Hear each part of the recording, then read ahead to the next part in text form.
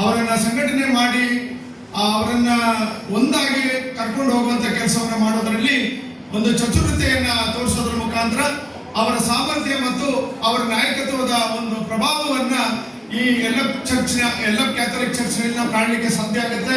ಹಾಗಾಗಿ ನಮಗೊಬ್ಬ ಹೊಸ ಯುವ ನಾಯಕನನ್ನು ನಾವು ಪಡ್ಕೊಂಡಿದ್ದೇವೆ ಅಂತ ನಾನು ಹೆಮ್ಮೆಯಿಂದ ಹೇಳಲಿಕ್ಕೆ ಇಷ್ಟಪಡ್ತಾ ಇದ್ದೇನೆ. ಹಾಗೆಯೇ ನಮ್ಮ ಪೂಜ್ಯ ಧರ್ಮಗುರುಗಳು ಕೂಡ ಈ ಕಾರ್ಯಕ್ರಮದಲ್ಲಿ ಭಾಗವಹಿಸಿದ್ದಾರೆ. ಆರೋಗ್ಯದ ಸಮಸ್ಯೆ ಇದ್ದರೂ ಕೂಡ ಸುದೀರ್ಘವಾಗಿ ಕಾರ್ಯಕ್ರಮದಲ್ಲಿ ಭಾಗವಹಿಸಿದ್ದಾರೆ ಫಾದರ್ ಟಿನೋರವರೇ. ಹಾಗೂ ನಮ್ಮ ECJV ಅವರು ಅಕ್ರಮ ಸಕ್ರಮ ಸಮಿತಿಯ ಅಧ್ಯಕ್ಷರು ಕೂಡ ತುಂಬಾ ಜವಾಬ್ದಾರಿ ಇದ್ದರೂ ಕೂಡ ಎಲ್ಲ ಕಾರ್ಯಕ್ರಮದಲ್ಲಿ ಕೂಡ ತುಂಬಾ ಸಕ್ರಿಯವಾಗಿ ಕೆಲಸ ಮಾಡುವಂತವರು. ಅವರನ್ನು ಕೂಡ ನಾನು ಗೌರವಿಸುತ್ತಾ ನಮ್ಮ ಸಜುಡಿ ಪೆರಿವಾಯನರವರ ಬಗ್ಗೆ ಮಾತಾಡಬೇಕಾದ್ರೆ ಈ ಕಟ್ಟಡದ ಕೆಲಸ ಪ್ರಾರಂಭ ಆದಾಗಿನಿಂದ ನಿರಂತರವಾಗಿ ಡೆನ್ನಿ ಮತ್ತು ಅವರ ಕಾರ್ಯಕಾರಿ ಸಮಿತಿಯವರಿಗೆ ಬೆನ್ನೆಲುಬಾಗಿ ನಿಂತು ಕೆಲಸ ಮಾಡಿದ್ರಲ್ಲಿ ಅವರು ಪ್ರಮುಖರು. ಹಾಗಾಗಿ ಅವರನ್ನು ನಾವು ಈ ವಿಶೇಷವಾದ ಈ ಸಂದರ್ಭದಲ್ಲಿ ಅವರಿಗೆ ಗೌರವವನ್ನು ಸಲ್ಲಿಸಿದ್ದೇವೆ. ಹಾಗೆಯೇ ನಮ್ಮ ನವ್ಯ ಡೆನ್ನಿಯವರು ಯಾವುದೇ ಸಮಾಜವನ್ನು ನಾಗರಿಕ ಸಮಾಜ ಅಂತ ಕರಿಬೇಕು ಅಂದ್ರೆ ಅಲ್ಲಿ ಮಹಿಳೆಯರು ಸಮಾನವಾಗಿರ್ಬೇಕು. ಹೇಗೆ ಒಂದು ಎತ್ತಿನ ಗಾಡಿಯ 2 ಚಕ್ರಗಳು ಸಮವಾಗಿದ್ದಾಗ ಗಾಡಿ ಉತ್ತಮವಾಗಿ ಓಡಿಸ್ಲಿಕ್ಕೆ ಸಾಧ್ಯನೋ ಹಾಗೆ ಮನೆಯಲ್ಲೂ ಕೂಡ ಗಂಡ ಹೆಂಡತಿ ಸಮಾನರಾಗಿದ್ರೆ, ತಂದೆ ತಾಯಿಯಂದ್ರು ಸಮಾನರಾಗಿದ್ದಾಗ ಆ ಮನೆ ಚೆನ್ನಾಗಿ ನಡೀಲಿಕ್ಕೆ ಸಾಧ್ಯ ಆಗುತ್ತೆ. ಹಾಗಾಗಿ ಇವತ್ತು ಹೊಸ ಮಹಿಳಾ ಸಂಘಟನೆಯನ್ನು ಕೂಡ ಮಾಡಿ ಅದರ ಪದಾಧಿಕಾರಿಗಳು ಕೂಡ ಭಾಗವಹಿಸಿದ್ದೀರಾ. ಎಲ್ಲ ಮಹಿಳಾ ಸದಸ್ಯರು ತುಂಬಾ ಸಂಭ್ರಮದಿಂದ ಈ ಕಾರ್ಯಕ್ರಮದಲ್ಲಿ ಭಾಗವಹಿಸಿದಿರಿ. ಕಲರ್ಫುಲ್ ಆಗಿ ಬಂದಿದ್ದೀರಾ.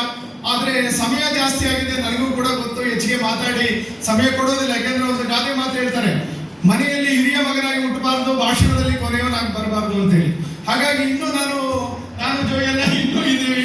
ನಿಮ್ಗೂ ಅನಿಸುತ್ತೆ ಇವಾಗ ಯಾವಾಗ ಸುಮಾರು 9:09 ಬಂದಿರ 4 ಗಂಟೆ ಮೇಲೆ ಕೂತಿದ್ದೀರಾ, ಬೇಗ ಮುಗಿಸ್ಲಿ ಅಂತ ಅನ್ಸುತ್ತೆ. ಖಂಡಿತವಾಗ್ಲೂ ನಾವು ಕೂಡ ಅದಕ್ಕೆ ಸಹಕಾರವನ್ನು ಕೊಡ್ತೇವೆ ಅಂತ ಹೇಳಿ ಈ ಕಟ್ಟಡದ ಉದ್ಘಾಟನೆಯನ್ನು ತುಂಬಾ ಯಶಸ್ವಿಯಾಗಿ ಮಾಡಿದ್ದಾರೆ.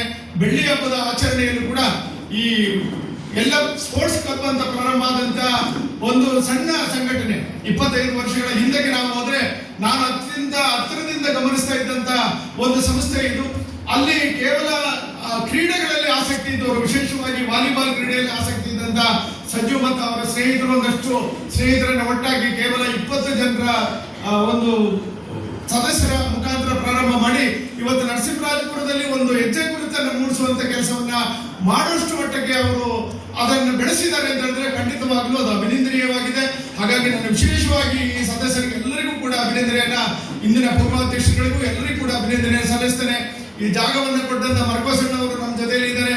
ನಾನು ಕೂಡ ಅವತ್ತವರು ಈ ಇದರ ವಿಚಾರಗಳಿಗೆ ಅವರೊಟ್ಟಿಗೆ ಮಾತನಾಡಿದ್ದೇನೆ. ಅವರು ಕೂಡ ಹಿರಿಯರು. ನಮಗೆ ಗೊತ್ತು, ನಮ್ಮ ಪೂರ್ವಿಕರು ಸುಮಾರು 75 ವರ್ಷಗಳ ಹಿಂದೆನೆ ನರಸೀಪುರ ಮಧ್ಯ ಕೇರಳದ ಅನೇಕ ಭಾಗಗಳಿಂದ ಇಲ್ಲಿಗೆ ಬಂದು ವಲಸೆ ಬರಬೇಕಾದ್ರೆ ಯಾವುದೇ ಈ ತರದ ಆಸೆ ಆಕಾಂಕ್ಷೆಗಳನ್ನು ಹೊತ್ಕೊಂಡು ಬಂದಿರಲಿಲ್ಲ.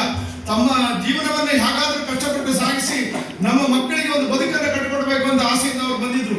ಇಂತಹ ಒಂದು ಒಳ್ಳೆಯ ಮಣ್ಣು ಫಲವತ್ತತೆಯಿಂದ ಕೂಡಿದಂತ ನರಸಿಂಹರಾಜಪುರದಲ್ಲಿ ನಮಗೆ ಅವರಿಗೆ ಬರ್ಲಿಕ್ಕೆ ಅನಿಸಿದ್ದೆ ನಮ್ಮ ಅದೃಷ್ಟ ಅಂತ ನಮಗೆ ಅನಿಸುತ್ತೆ.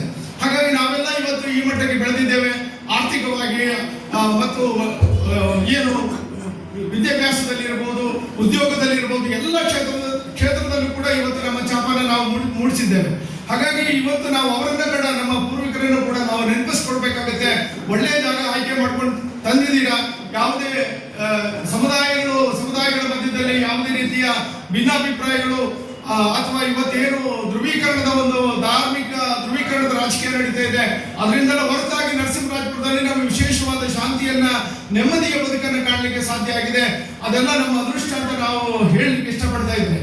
ಹಾಗಾಗಿ ಈ ಕಾರ್ಯಕ್ರಮದಲ್ಲಿ ಈ 25 ವರ್ಷಕ್ಕೆ ನಾವು ಇಷ್ಟು ಸಾಧ್ಯ ಮಾಡ್ಲಿಕ್ಕೆ ಆದ್ರೆ ಇನ್ನು ಮುಂದೆ ಇದರ ಯಾರ ಜವಾಬ್ದಾರಿಯನ್ನು ವಹಿಸಿಕೊಳ್ತಾರೆ ಅವರಿಗೆ ಭಾರಿ ಸುಲಭ. ಯಾಕಂದ್ರೆ ಒಂದು ಮೂಲಭೂತ ಸೌಕರ್ಯಗಳು ಮತ್ತು ನಿರಂತರ ಆದಾಯವನ್ನು ಗಳಿಸಲಿಕ್ಕೆ ಸಾಧ್ಯ. ಯಾಕಂದ್ರೆ ಇದೊಂದು ಬರೀ ಒಂದು ಕಟ್ಟಡ ಮಾತ್ರ ಅಲ್ಲ, ಇದನ್ನ ಒಂದು ಸಮುದಾಯ ಭವನದ ರೀತಿಯಲ್ಲಿ ಇದನ್ನು ವಿನ್ಯಾಸ ಮಾಡಿದ್ದಾರೆ. ಹಾಗಾಗಿ ಮದುವೆಗಳು, ಕಾರ್ಯಕ್ರಮಗಳೆಲ್ಲ ತುಂಬಾ ನಡೆಸಲಿಕ್ಕೆ ಒಂದು 500 ಜನರ ಕಾರ್ಯಕ್ರಮ ನಡೆಸುವಷ್ಟು ವಿಶಾಲವಾಗಿರುವಂತಹ ವ್ಯವಸ್ಥೆಯನ್ನು ಕೂಡ ಇವರು ಮಾಡಿದ್ದಾರೆ. ಹಾಗಾಗಿ ನಿರಂತರವಾಗಿ ನಮಗೆ ಆದಾಯ ಕೂಡ ಬರಲಿಕ್ಕೆ ಸಾಧ್ಯ ಇದೆ. ಹಾಗಾಗಿ ಇದು ಖಂಡಿತವಾಗಲೂ ಉತ್ತಮವಾದಂತಹ ನರಸಿಂಹರಾಜಪುರದಲ್ಲಿ ಹೆಸರುವಾಸಿಯಾದಂತ ಒಂದು ಕ್ಲಬ್ ಆಗಿ ಹೊರಹೊಮ್ಮುತ್ತೆ ಅನ್ನೋದರಲ್ಲಿ ಎರಡು ಮಾತಿಲ್ಲ. ಹಾಗೇನೆ ಇಲ್ಲಿ ಏನು ಕ್ಲಬ್ಗಳನ್ನು ಈಗಾಗಲೇ ಉದಾಹರಣೆ ಕೊಟ್ಟು ಹೇಳಿದ್ರು, ಸುಮಾರು ಕ್ಲಬ್ಗಳು ನರಸಿಂಹರಾಜಪುರದಲ್ಲಿ ಉಟ್ಕೊಂಡಿದ್ದಾವೆ ಅಂತೇಳಿ. ಅದೆಲ್ಲರಿಗೂ ಕೂಡ ಹಿರಿಯಣ್ಣ ಅಥವಾ ಮಾದರಿಯಾಗಿ ನಿಂತಂತದ್ದು ಎಲ್ಲಪ್ಪಿನ ಕ್ಯಾಥಲಿಕ್ ಕ್ಯಾಥೋಲಿಕ್ ಕ್ಲಬ್ ಅಂತ ಹೇಳಲಿಕ್ಕೆ ಇಷ್ಟಪಡ್ತೇನೆ. ಹಾಗಾಗಿ ಇನ್ನೂ ಅನೇಕರು ಏನು ಸಂಘಟಿತರಾಗಿ ನಾವು ಒಟ್ಟಾಗಿ ಕೆಲಸ ಮಾಡಿದಾಗ ನಮ್ಮ ಪ್ರತಿಭೆಯನ್ನು ಹೊರಗೆ ತರಲಿಕ್ಕೆ, ನಮಗೆ ನಾಯಕತ್ವವನ್ನು ಬೆಳೆಸಲಿಕ್ಕೆ, ನಮ್ಮ ಗುಣಮಟ್ಟದ ಒಂದು ಜೀವನ ಶೈಲಿಯನ್ನು ರೂಢಿಸಲಿಕ್ಕೆ ಸಾಧ್ಯ ಆಗುತ್ತೆ. ಆ ಮಹಿಳೆಯರಿಗೂ ಕೂಡ ಸಮಾನತೆಯನ್ನು ಕಲ್ಪಿಸಬೇಕಾದಂತ ಅನಿವಾರ್ಯ ಪರಿಸ್ಥಿತಿ ಇವತ್ತು ಮಹಿಳಾ ಸ್ವಾತಂತ್ರ್ಯದ ಬಗ್ಗೆ, ಮಹಿಳಾ ಸಮಾನತೆ ಬಗ್ಗೆ ನಾವೆಲ್ಲ ಮಾತಾಡ್ತೇವೆ. ಒಂದು ಸಮಾಜದಲ್ಲಿ ಪುರುಷ ಪ್ರಧಾನ ಸಮಾಜ ವ್ಯವಸ್ಥೆ ನಮ್ಮಲ್ಲಿ ಇರೋದು. ನಾವೆಲ್ಲ ಎಷ್ಟೇ ಹೇಳಿದ್ರು ನಾವು ಸಂಪೂರ್ಣವಾಗಿ ಸದಾ ಸ್ವಾತಂತ್ರ್ಯ ಕೊಟ್ಟಿದ್ದೀವಿ ಅಂತ ಹೇಳಿದ್ರು ತೀರ್ಮಾನ ತಗೊಳ್ಳುವಂತ ಸ್ವಾತಂತ್ರ್ಯವನ್ನು ಮಹಿಳೆಯರಿಗೆ ಇನ್ನೂ ನಾವು ಕೊಟ್ಟಿಲ್ಲ. ಮಾತಾಗಿ ಮೊದಲಿನ ತರ ಇಲ್ಲ, ಒಟ್ಟಿಗೆ ಕರ್ಕೊಂಡು ಹೋಗ್ತೀವಿ, ಒಟ್ಟಿಗೆ ಕರ್ಕೊಂಡ್ ಬರ್ತೀವಿ, ಎಲ್ಲ ವಿಚಾರದಲ್ಲಿ ಸರಿ ಇರ್ಬೋದು. ಆದ್ರೆ ಎಷ್ಟು ಮಟ್ಟಿಗೆ ನಾವು ಅವರನ್ನ ನಾನೊಂದು ಸರ್ವೆಯನ್ನು ಇತ್ತೀಚೆಗೆ ನೋಡಿದ್ದೆ. ಅದರಲ್ಲಿ ಏನ್ ಕೇಳ್ತಾರೆ ಅಂದ್ರೆ, ಒಂದು ಮಹಿಳೆ ತುಂಬಾ ಸಂತೋಷದಿಂದ ಯಾವಾಗ ಇರ್ತಾಳೆ ಅಂದ್ರೆ ಅವಳು ಸ್ವತಂತ್ರವಾಗಿದ್ದಾಳೆ ಅಂತ ಅನಿಸ್ಬೇಕು ಅಂತ ಹೇಳಿದ್ರೆ ಅವಳು ತೀರ್ಮಾನ ತಗೊಳ್ಳುವಂತ ಅಧಿಕಾರ ಸಿಗ್ಬೇಕು ಅಂತ ಅವಳಿಗೆ. ಆ ತೀರ್ಮಾನವನ್ನು ತಗೊಳ್ಳೋದ್ರಲ್ಲಿ ನಮ್ದು ಪಾತ್ರ, ಮಹಿಳೆಯರ ಪಾತ್ರ ಎಷ್ಟಿದೆ ನಮ್ಮ ದೈನಂದಿನ ಚಟುವಟಿಕೆಯಲ್ಲಿ, ನಮ್ಮ ಮನೆಯಲ್ಲಿ, ನಮ್ಮ ಸಮಾಜದಲ್ಲಿ, ನಮ್ಮ ಸಮುದಾಯದಲ್ಲಿ ಅನ್ನೋದನ್ನ ನಾವು ಅರ್ಥ ಮಾಡ್ಕೊಂಡಾಗ ನಾವು ಇನ್ನೂ ಸುಮಾರು ಅವಕಾಶಗಳನ್ನು ಅವರಿಗೆ ಕಲ್ಪಿಸ್ಕೊಡ್ಬೇಕಾಗತ್ತೆ. ಹಾಗಾಗಿ ಮಹಿಳಾ ಘಟಕ ಯಾವತ್ತೂ ಕೂಡ ಇಲ್ಲಿನ ಎಲ್ಲ ಕ್ಯಾಥೋಲಿಕ್ ಕ್ಲಬ್ಬಿನ ಪುರುಷ ಘಟಕದ ಒಂದು ಭಾಗ ಅಲ್ಲ. ನೀವು ಕೂಡ ಸ್ವತಂತ್ರವಾಗಿ ಕಾರ್ಯನಿರ್ವಹಿಸಬೇಕಾದಂತ ಜವಾಬ್ದಾರಿ ನಿಮ್ಮ ಮೇಲಿದೆ. ಅದಕ್ಕೆ ಸಾಮರ್ಥ್ಯ ಇರುವಂತ, ನಾನು ಇಲ್ಲಿ ಕೂತವ್ರನ್ನೆಲ್ಲ ನೋಡಿದ್ದೀನಿ, ಎಲ್ಲರೂ ಉನ್ನತವಾದಂತ ಶಿಕ್ಷಣ ಪಡೆದವರು, ಉದ್ಯೋಗದಲ್ಲಿರೋರು, ಆಯಾ ಕ್ಷೇತ್ರಗಳಲ್ಲಿ ಸಮರ್ಥವಾಗಿ ಸೇವೆ ಮಾಡಿದವರೇ ನೀವೆಲ್ಲರೂ ಕೂಡ. ಅದು ಕೂಡ ನನಗೆ ಗೊತ್ತು. ಹಾಗಾಗಿ ನೀವೆಲ್ಲ ಮನಸ್ಸು ಮಾಡಿದ್ರೆ ತುಂಬಾ ಭಿನ್ನವಾದಂತ ವಿಶೇಷವಾದಂತ ಕಾರ್ಯಕ್ರಮಗಳನ್ನ ಈ ನರಸಿಂಹರಾಜಪುರದ ಜನಸಾಮಾನ್ಯರಿಗೂ ಕೂಡ ಕೊಡಬಹುದು.